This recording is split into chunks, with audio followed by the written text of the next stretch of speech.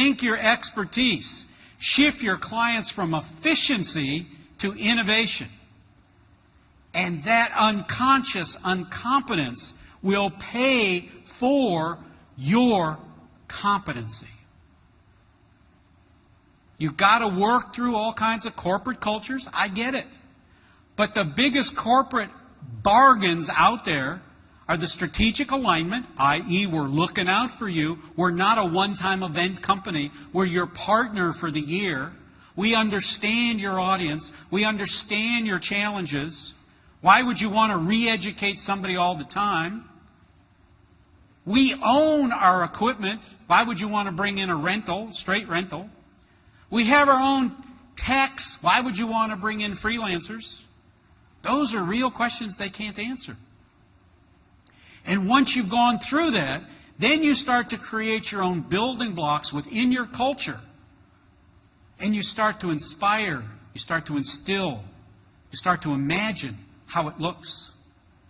And once you understand what you imagine and how it looks, you ask yourself, am I really ready for the change? Am I ready to go inside the box? And can I accept failure? If you hear me say nothing else today, you must accept calculated failure. Because failure is how you learn. Failure is the cousin of success. And once it's the cousin of success, then you can start to look at change. Now, let me graph it out for you. This is what's called an infographic. This is change for climates. These are all the things you have to do for climate change. Done by a guy sitting in a 3-day seminar. This was his artwork. We then did a seminar where we talked about innovation. Look how much more complicated all the changes were for innovation.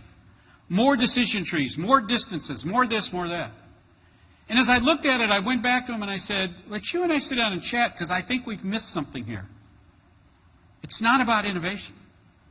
It's about behavior. Let's do the same infographic for behavior. Look at this one. Changing behavior is more difficult than coming up with innovation. Changing behavior is more difficult than changing the climate, putting that in perspective.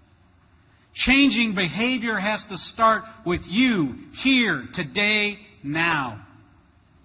What am I going to do differently tomorrow that will get me better results than I got yesterday?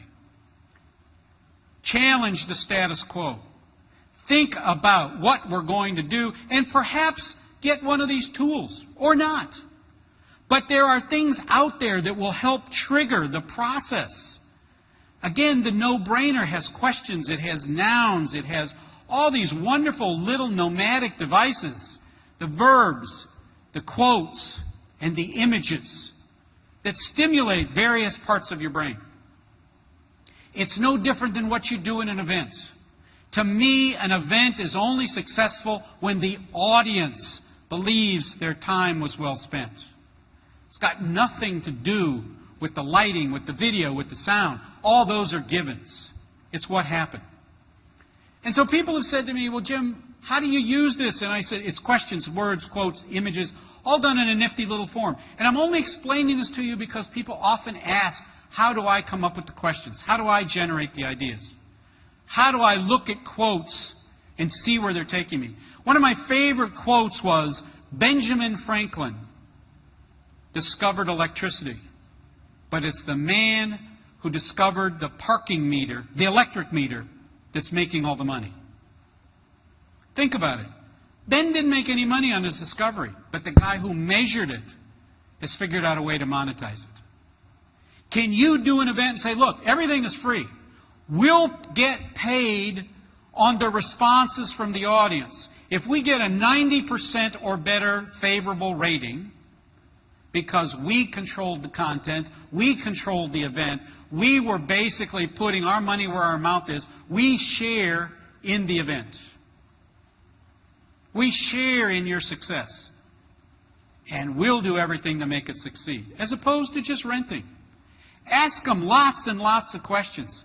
When somebody calls me up and starts saying, what's your price? My response is always, if I give you the lowest price, does that mean I get the job? Well, we haven't talked about content. You didn't ask about content. The first words out of your mouth was price. I'm asking you a question. If I give you the lowest price, am I your speaker? Well, no. Well, then price is irrelevant, isn't it? It's the outcome of the event. Now we just have to see how close we can get.